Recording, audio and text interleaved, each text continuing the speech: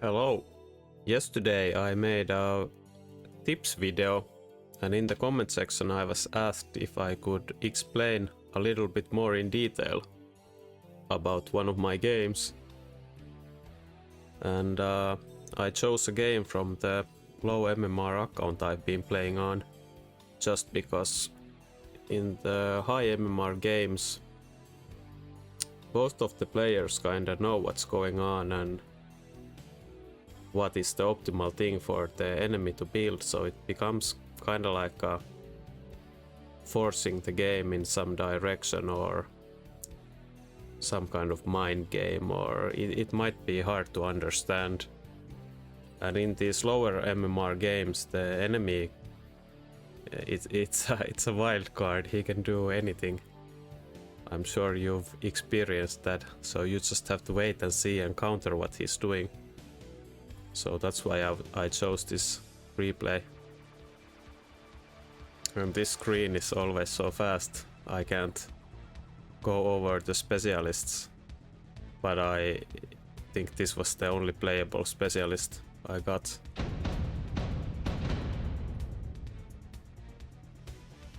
And when you are watching this, you can see if I will obey my own rules and if the enemy is following them or not. And this is gonna be a very standard aggressive game from me.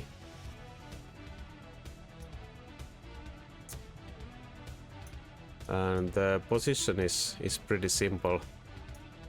Like the only idea behind this is to get stuff on one side.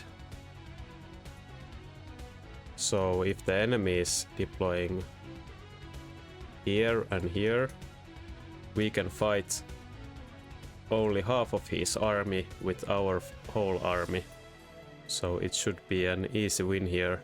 And then when the tower is destroyed, we can kill the other half. And the positioning here is just, I just want to be as close to the tower as possible.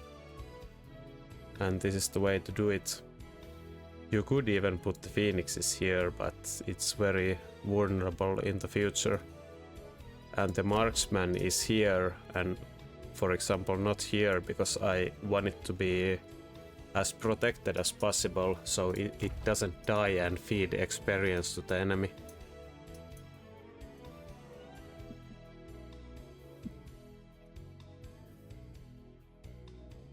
And then I'm building one crawler and one fang here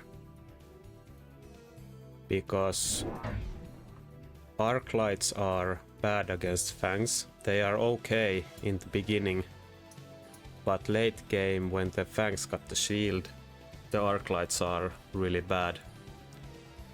And he could go crawlers here. I think he should go crawlers here, but I don't know if he will. So if I would build an arc light, I would build one arc light here instead of this crawler, and it would be just to counter a crawler in this position.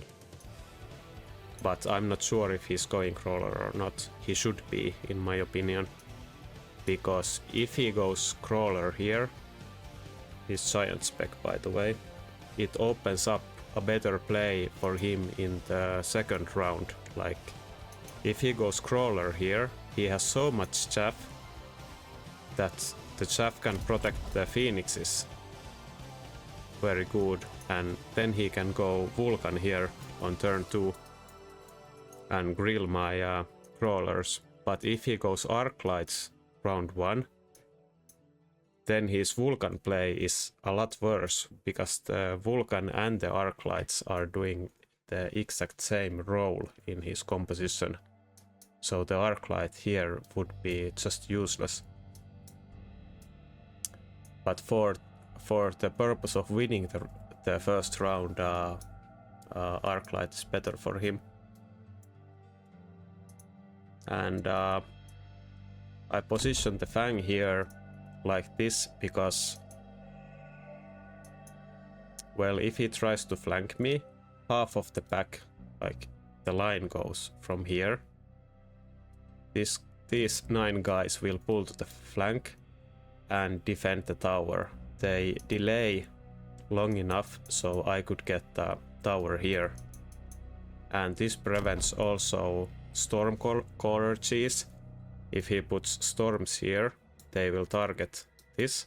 If I would put this vertically here, the storm would kill the tower. So it's a good idea to split this kind of chaff, that half of them goes to the flank and half to the center. It's also what I'm doing here. Like a little bit of these guys are going to the flank and the other part is going forward. It's also crucial to like drip feed these chaffs. If you put them all on the line, you could do that, but it's very risky in my opinion. You don't want all your stuff on the line. You want to drip feed them, because in late game, like when it's the last round or close to the end where it's profitable for the enemy to start using sentry missiles, he could just sentry missile your whole chaff, all of your crawlers here. And for example, if he goes Vulcan here and I have like 4 crawlers here, it just instantly grills them all. But here we could kill the Vulcan before these guys arrive to the battle, and then they would tank the phoenixes that would be here. So it's a good idea to delay the chaff, like create a drip feed here. I'm not sure how in detail I should be with this game. It's very hard for me to do this kind of video. And he opts for the arc lights, which is a big mistake in my opinion.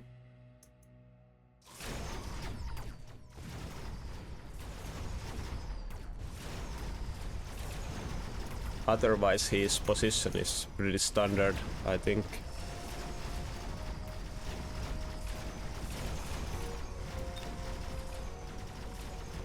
He has jump drive on his phoenixes, although he's playing really passive.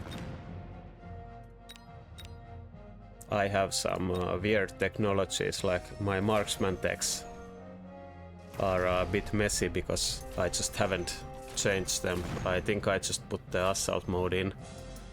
It's a new account, I haven't even unlocked all the technologies, I think.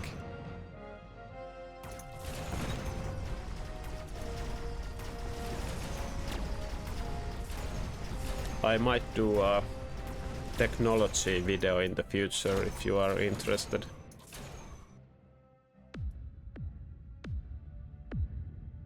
Let's slow this down so we can see the cards.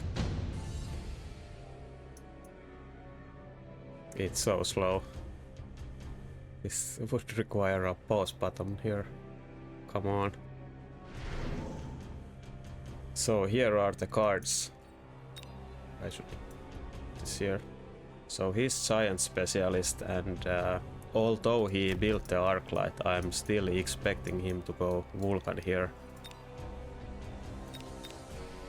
Well, now we can't see them. Well, there was, I think, mass-produced sledgehammer was the one that I was thinking about.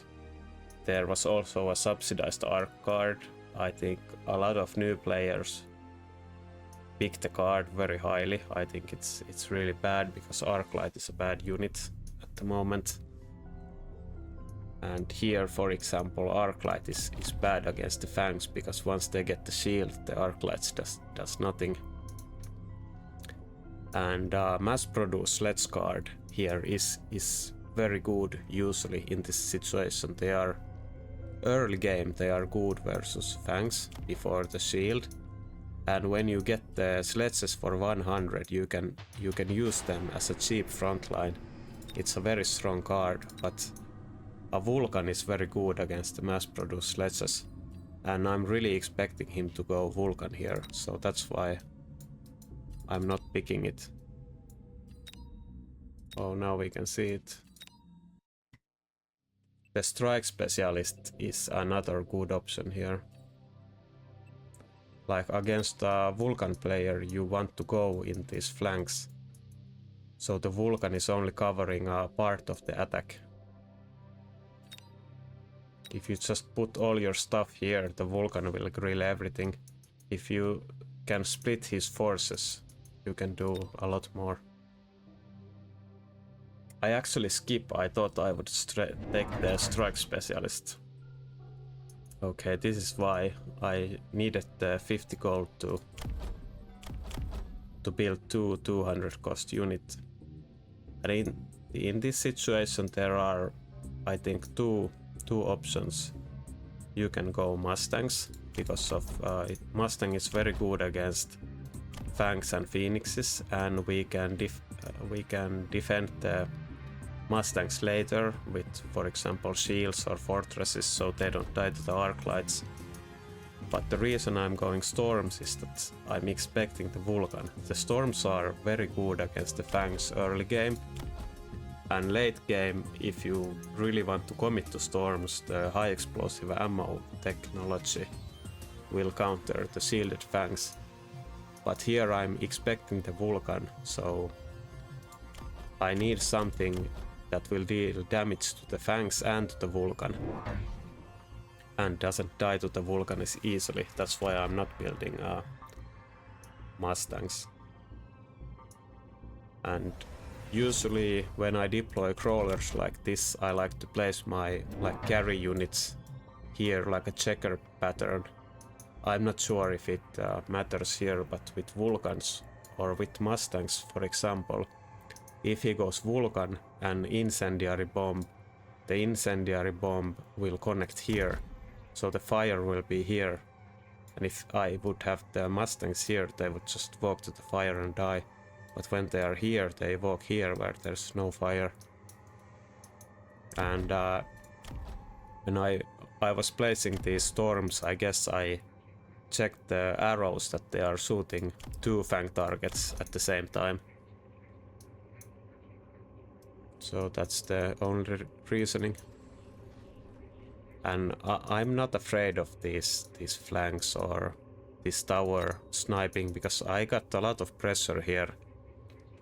If he tries to flank me, I can take it and deal with it later. Like he could put a Phoenix here, for example, it doesn't matter. I will kill most of his army before it happens, then I can counter it next turn.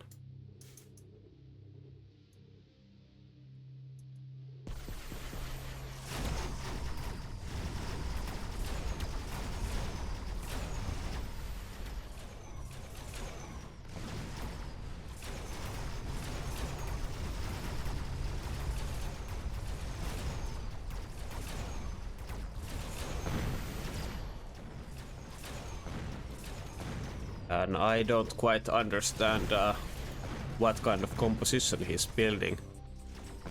Like, is he using the Fangs as chaff? He's got so many, or is he trying to do like a carry Fang? Against carry Fangs you need Mustangs. Against these Fangs that are standing still, you can deal with them with Stormcallers in the early game.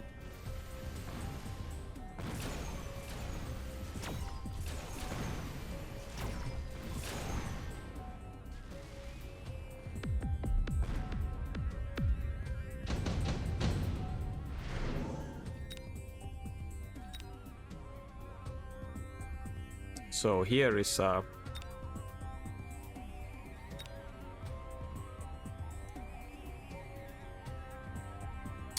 the amp core is very good.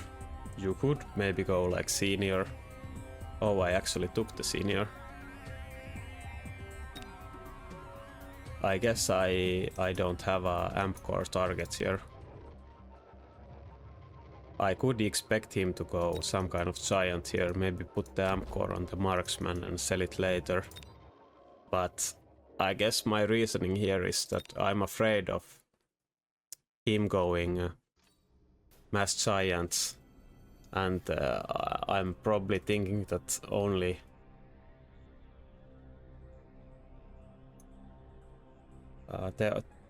I can only lose this game if I will go into a giant battle with him and he has more economy. So I'm just picking this, but I think this is a mistake. I should always pick the amp core here, for sure.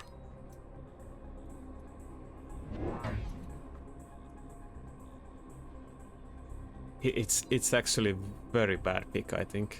I don't know why I pick it. But here is a situation that I don't know what the opponent is doing. Like, I was pretty sure last turn he would go Vulcan. I thought I know what was going on, but now I have no clue. I'm like, I don't know how to counter this because I don't know what's coming. So that's why I'm flanking here. I will try to, like, these flanks are usually very good against giant specialist in general, because you can pull his units to here, and he can't utilize the giants that well. And the reason why I'm flanking at this round specifically is because I have no clue what he's building, so I just want to seize the round and develop the flanks for the future, so I can see what he's doing and counter it next turn. It's like a skip round for me. I'm investing in units that are good in the future. Like, I can't go wrong with the fangs in this position. They are always gonna be good. But if I try building like more Stormcallers here or Mustangs or something, I could run into a counter by accident. He could like build a counter for them accidentally, and then it's gonna be really bad for me. And he's actually going Scorpion. I don't know why. He's a giant spec. He could build any kind of, unlock any kind of giant for free. But he opts for the Scorpion. And this beacon is quite good from him. It distracts the storms a lot. So now we have some information. He spent 100 money to unlock the Scorpion.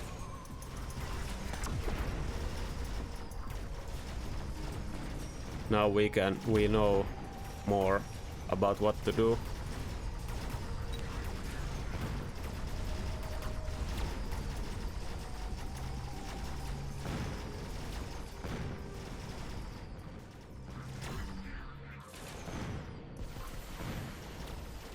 And the flanks were successful. And it's always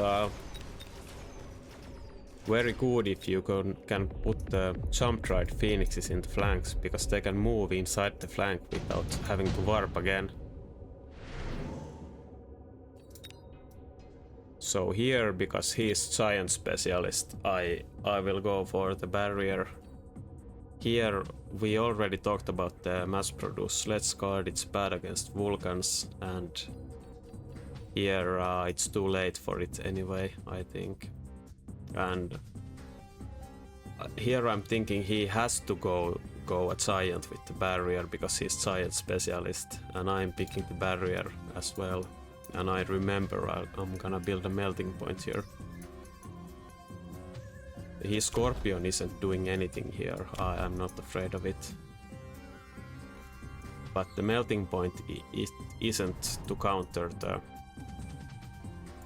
the melting point. It isn't to counter the Scorpion. It is to counter the giant that will come with the barrier for him somewhere. And the reason why I'm doing this primarily is because the barrier is actually a lot of value. It's more than 100 economy per turn if you think about it. It's like placing a shield every turn here for free, and it's actually quite more stronger this is 40k health and this barrier is 60k health. And because he's giant spec, if the melter will prevent him from using any giants in this game, it's a win for me, because he's not using his specialist at all.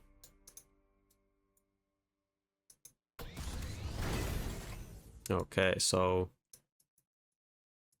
here I'm expecting him to defend these flanks a little bit more, and I'm expecting him to go the giant, so he has limited amount of deployments here. He has to put something here, has to put something here, and has to put the giant here if he's gonna choose to go for the giant.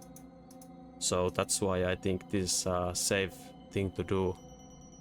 Like, I invest 50 in the missile to kill these fangs and try to snipe the tower with phoenixes.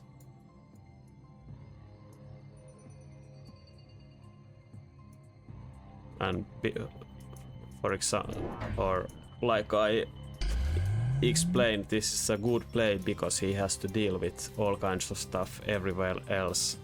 Like, there's no way he's gonna put something here.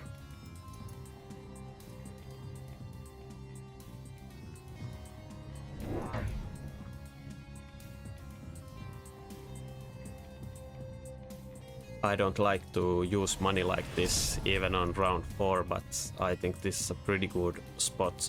Like, it auto-wins our round with 50 gold. And I think this has like 95% of working. And he goes for the Vulcan here finally. Like 2 turns too late. And he's using missiles to defend this.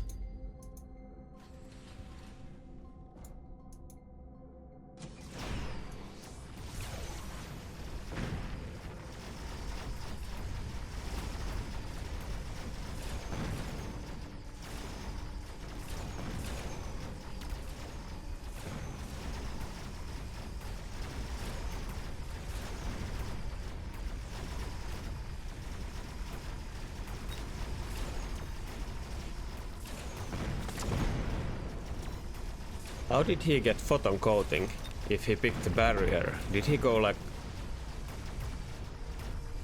What happened? Did he take it last turn and not use it? Or what the hell?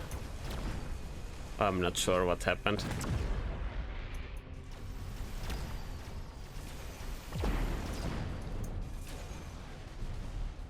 And by the way, the Stormcaller is a very good unit. Like, you could... They are almost good against everything except crawlers.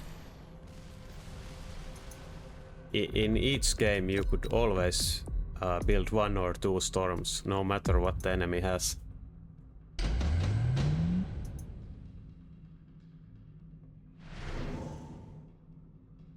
So here I think it's tech spec or top supply. It's like he's at 1000 HP, we could like invest in a bunch of missiles and close this game out. But I think that's always a risky choice to destroy your own economy. If something happens, you might lose. And in this situation, and because this is like a very low MMR game for me, I'm very confident that the longer the game goes on, the better chances I have of winning it. So that's why I go to top supply. You could go tech specialist also. Usually the top supply is very good on round 4 and usually okay round 5, and past round 6 it's pretty bad. And here I'm not sure if this is correct, but this is the same kind of situation what we did when we did the flank play. I kind of want to see what he does, so I'm doing a play that develops my board further and can't really be countered. Like, you can't counter chaff. Chaff is always good. But if I go some kind of other unit type, he might counter it blindly, and then we are in a bad spot. Like here I have no clue how he's gonna respond to the melting point. Is he gonna build more scorpions? Is he gonna build a melting point? But my thinking here is that he will react to the melting point somehow. And he also has to react to these phoenixes that are flying around. By the way, last turn I moved the phoenixes here to here just to snipe the arclight. Because they were pretty useless here. Like this kind of a skip turn for me. I just wanna see what he's gonna build. And then counter it next turn.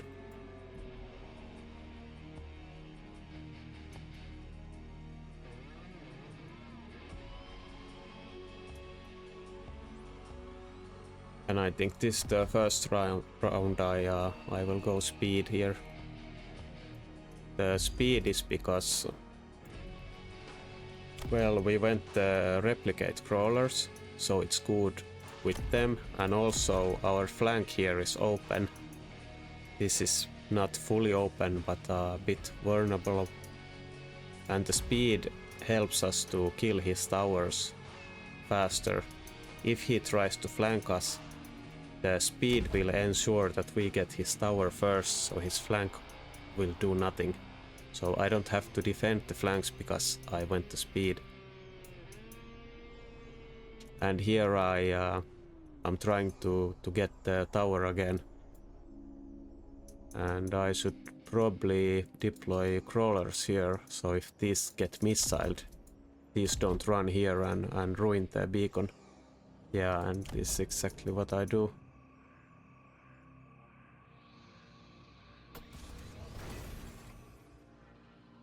So I'm pinning these fangs with these, and these guys with these, and this will kill this, and then it will fly to the tower and kill it.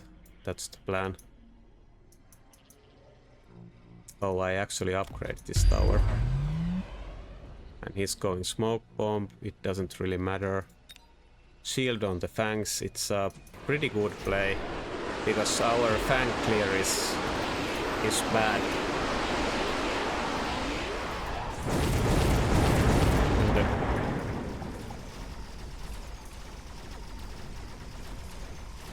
We get the tower. The phoenix is here, killed the arclight and scorpion.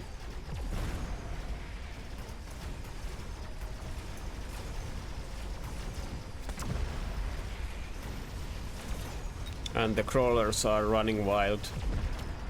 The replicate wasn't necessary here, but it's a pretty cheap technology. It's only 200 and if you know how to exploit positions or kill enemy towers, the replicate is very strong.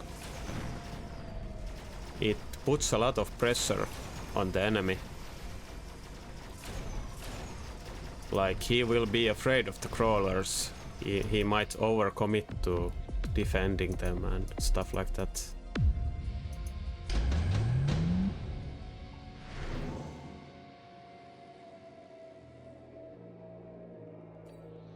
So I'm just going junior for more economy. I could close out the game here. Yeah, so now we don't have anything good against the fangs.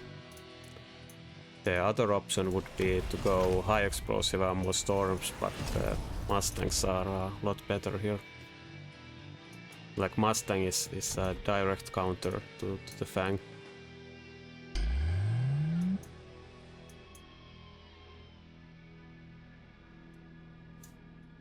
And usually I don't deploy like this, but here I wanted them all under the same shield. And on this side specifically, because this is a bit crowded space, there's a Vulcan and this here is smoke bombed, so it's better to attack here. And now he's gotta be really afraid of the phoenixes. I suspect he would put like missiles here or everywhere, because he has been losing his tower for many turns in a row. And here I fly the phoenixes here because the mustangs are very strong against the fangs, and the phoenixes are here to kill if he puts a shield here or deploys some kind of giant here. The phoenixes will kill it while the mustangs kill everything else. So you always have to pair like a chaff clear with a single target damage, so they complement each other. Or complement, what's the word? So he's actually, it's a good play for him. He identified I have bad fang clear and is now transitioning into carry fangs here. But I identified it as well and went mustangs.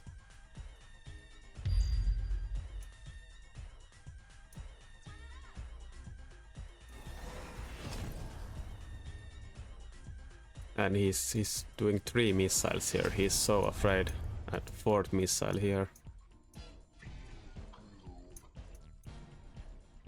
And this tower is untouchable because it's level 2. There's no way he can kill the tower in time before we kill his tower. And I'm beaconing the storms away from the smoke bomb.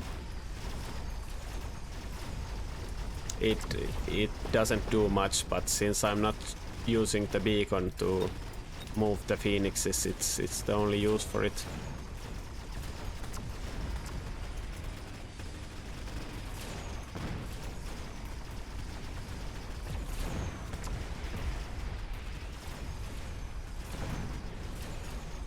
So these kind of positions are pretty powerful. Like if you attack this, like if we attack from this side, this is gonna be very weak for both sides. Then if you're gonna commit to the flank, he will put... It's very hard for him to know where to put his units. Are they gonna be here or here? And then you can choose which side you are attacking on. Are you gonna go from the front or the back?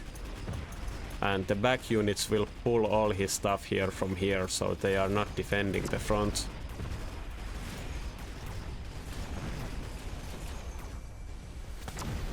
And that's a game over.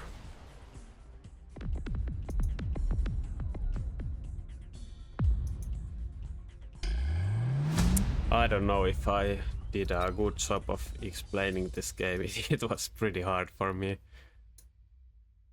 I don't know what information I should speak out loud, and it's hard for me to actually think about what I would be thinking in game in these situations. But I hoped you liked it. Comment on the video for me to know how I did, or if you would like more of this kind of content. Thanks for watching.